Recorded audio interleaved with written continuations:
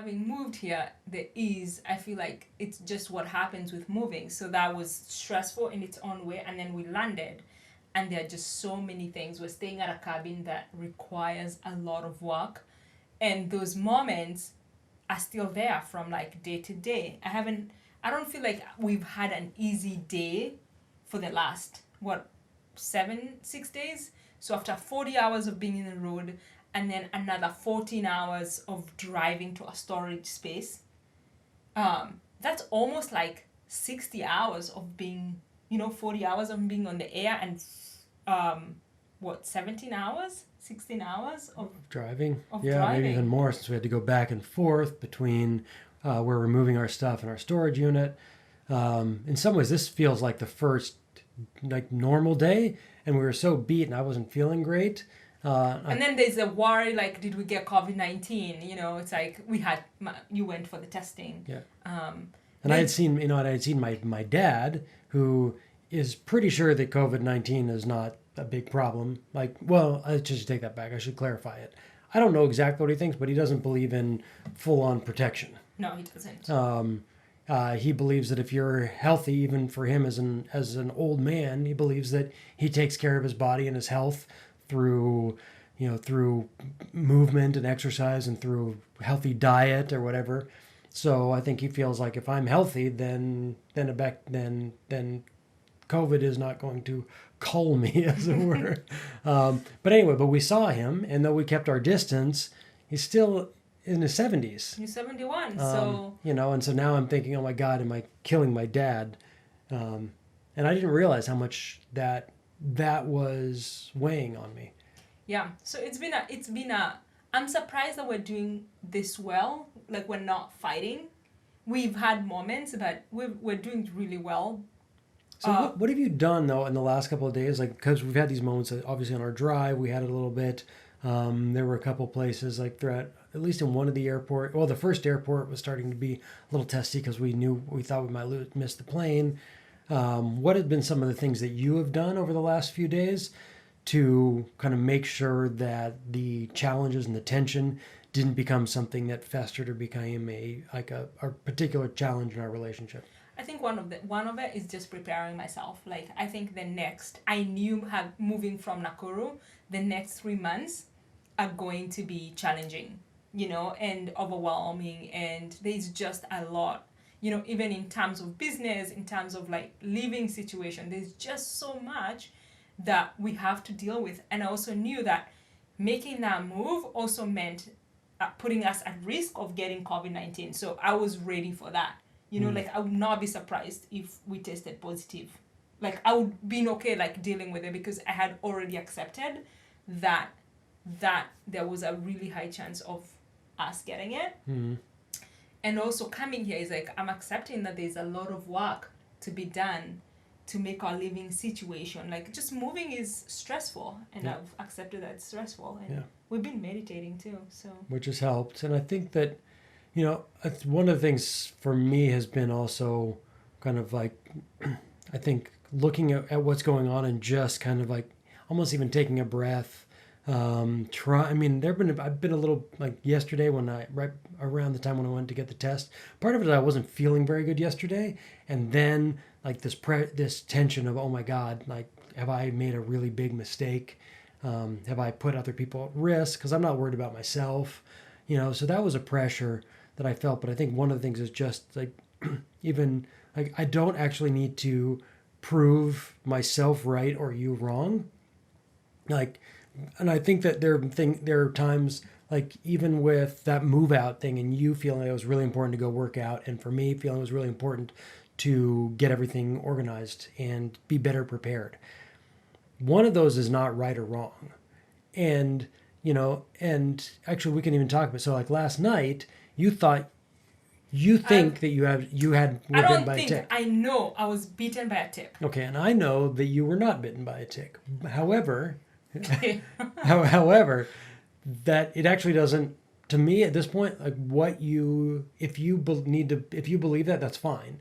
Okay, can I just explain on air what happened? Absolutely. So we are staying at this cabin where the weeds are just crazy. Like, I'm looking at it right now and I'm like, I need to go out there tomorrow and continue weed whacking.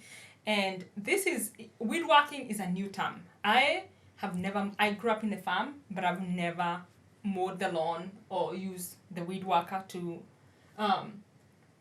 cut the weed. So I was enjoying myself. Like, it's really fun. I was like, oh, I get to use my hands, and I'm out there when you're making breakfast, and like I like walking the ground. Mm-hmm. But I woke up at night and something was like, I felt this bite, and I took it out and I crushed it. It was at night, so I didn't see what I was crushing. But then was it a little bit hard? Mm-hmm. Okay. And then I went to the bathroom and I came back and I put on the lights and I was like, I think I got bitten by. I knew I was bitten by something, and then I woke you up and I said, I think I got bit by a tick, and I knew someone a couple years ago who had gotten Lyme disease, and I'm so scared, and so I panicked. And you were like, where's the tick? First, you didn't even believe that there was a tick. Well, first of all, it was like 3 a.m. and I was asleep. But eventually, I woke up and I looked and I saw the tick that I had just killed. Right, but you said it was hard, right? I didn't. I just touched it and I squeezed it, and I even feel like my fingers got painful. And there was there's still like a tiny hole on my thigh. Mm-hmm. And what did you say? I said the tick is dead. How can a tick be dead but bite you? It didn't bite you. It was hard and crispy, and so therefore anything like even if you take like a little twig or a dry piece of grass and you poke yourself, it would feel like you were poked. It would, and that's basically, it was a dead tick, because there's no. So how did a dead tick end up on my thigh? That I can't answer that question, but I can tell you that it was a dead, dried tick. Anyway, guys, wish me luck, because I do not want to get Lyme disease. I'm going to actually suggest that I hope everybody who's watching or listening wishes you luck in other areas of your life and not this one, because I want that wish to be something that is useful. Whereas at this point, like a crusty dead tick, because if you've... It wasn't dead, I killed it. And here's the thing. How many ticks have you removed from a person's body in your life? First of all, I don't How many ticks have you removed from a person's body in your life? One from myself. Okay. I, on the other hand, have done 100 maybe, as a backpacker, as a hiker, as a father of kids and a owner of many pets. But I think one of the things that to me was like, that's okay. And at this point, actually, it doesn't matter to me. It matters because I got beaten, and you're telling me, and you need me to believe. I don't need you to believe that you need me to say your experience is accurate. But there are also people who say that, like your cousin was saying that witchcraft is real because if you put a body of like a grandfather in a car to go bury him outside of the place where he needs to be buried, the car breaks down. And he's like, I know it's happened because I've experienced it myself. He didn't say no, he did not. He said, I've experienced it myself. No, he did not say he experienced it. He said he knew people who have experienced it. No, he said, I have experienced it myself. I've seen it myself. His words. Now, that doesn't mean, like, I want to tell you another story that happened to me. I was driving with my friends to Yosemite in the wintertime to go snow camping. And we had an old Camaro. It was like a 1978 Camaro. The thing was super old. And it broke down on the way like 5 times. But it was a Christmas, and we kept singing Christmas carols while we were waiting, while Dustin was trying to fix fix the car. Angela and I would just start singing Christmas carols. And every time we would come around to the We Three Kings song, the car would just start up. And when we drove and then it broke down again, and we'd start singing, and we'd get all the way through all the Christmas carols. When we came back to that one again, the car would fire up. At a certain point, all we did was we sang We Three Kings the rest of the way to Yosemite Valley, and it didn't break down again. Now, I definitely believe that like the We Three Kings song helped us get to Yosemite. But that's also ridiculous. And so there's correlation and there's causality. You know what? I know what happened to me. I know that was my experience. At 3 a.m, I got bit by a tick. Yes. And it's 4 p.m. the next day. You still are invalidating my experience. Yeah, but you can't say that because I would. There's a lot of experiences. I invalidate all of those like white people who say white privilege doesn't exist, but yet they have an experience I'm that still says itching. There is something on my thigh. A dead tick cannot bite you and leave a mark. Literally, if this wasn't like anything, I would take off my jeans and show you. But here's the thing: the mark that the tick left. Is I'm completely fine with your belief of what happened, but. And that's why, like, at this point, I'm not frustrated. You're frustrated with me because you'd like me to see it your way, but I don't need you to see it my way. And literally, I read on Dr. Google about how, like, the ticks leave a mark and what you should do. And I even think I should be on antibiotics. All right, well, unfortunately, since we're now back in the country, it's going to take you a couple weeks before you get your insurance. So, once again... I was so worried at 3 in the morning because I was like, oh my God, I'm going to get COVID-19... and Lyme disease. Lyme disease. Like, I am never getting out of bed. Yeah. But now at least I know I don't have COVID-19, but the Lyme disease...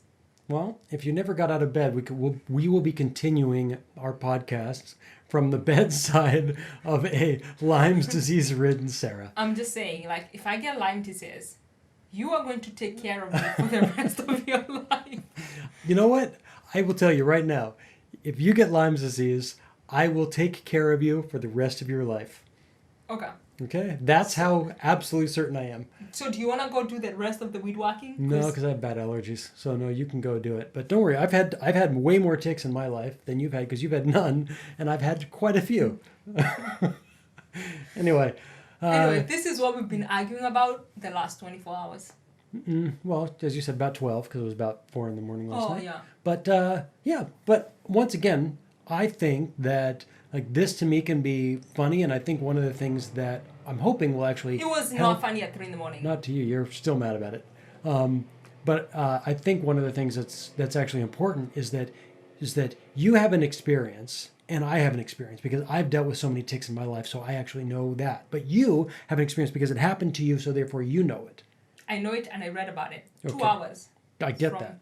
But I think that happens very often, and it's one of the things that becomes a real difficulty in relationships is where I have empirical evidence, and you have your own empirical evidence, and Okay, I hear you, and I'm not continuing to argue, but I don't have empirical evidence.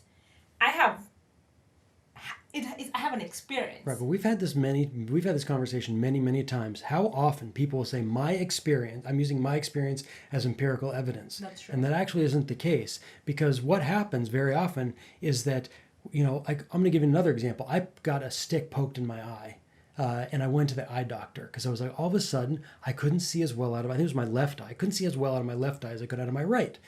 So I was worried I'd damaged my eye, and I went to the eye doctor. And the eye doctor said, your eye has no problem. Yeah, you scratch a little bit, it's fine. That's not the issue.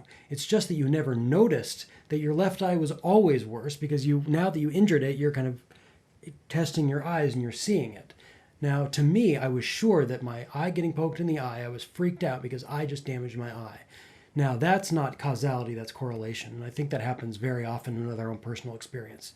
So at the end of the day, it actually doesn't matter either what happened. I'm going to sleep great because I know that there's zero chance that you're getting Lyme's disease from that particular tick.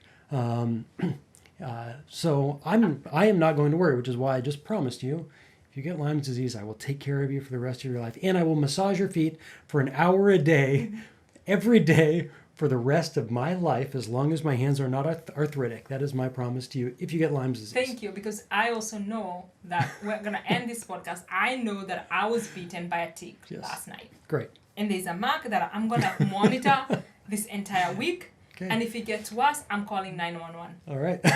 You're going to call 911 on me for spousal negligence? I'll be like, guys, I got bitten by a tick and come get me. I need to go to the emergency room.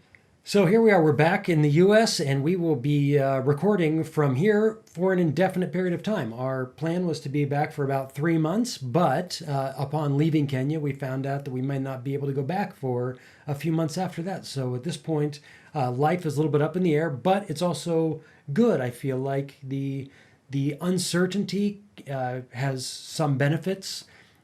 Namely that now is a little bit of questioning, now kind of being on our toes. Everything that we had planned, we're going to have to shift a little bit, but your business with Ecodunia, I think you'll be able to do a lot of work here with that. We have wallets and bags piled in the corner that we have to go through and start, marketing and getting stuff out. So that's exciting. I was going to be shooting something in Kenya, but now, we'll see. Who knows? We were supposed to shoot it in March, and all production has been shut down for the last 3 months. So it's really hard to see what's going to happen, moving forward. But it's going to be an exciting journey, I think, as it usually is, if we can look at the challenges and the things that come up, not as roadblocks, but as like obstacles in a fun obstacle course. Yeah, and we're going to share that with you about how the next months, who knows how many months or how many weeks.